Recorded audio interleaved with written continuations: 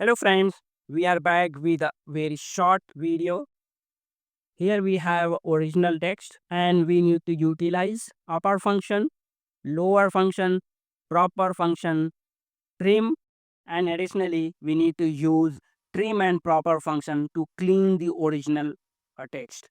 Let's start with the upper function. Just type equal upper, select the complete range of original text, hit enter. Now do the same thing for the lower, but type this time lower. Lower, select the original text, close the bracket, hit enter. All data converted in the lower case. Let's use the proper function. Again, select the original text, done. Let's use the trim function to remove unwanted spaces from the original text. Trim, select the complete original text range, hit enter.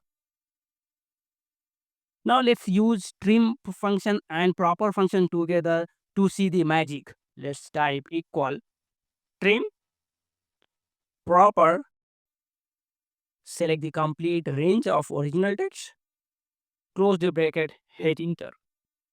Now you can see when we use proper and trim function, the data is more clean. I hope you have liked this video. Please subscribe to our YouTube channel and follow us on Facebook page. Thanks for watching.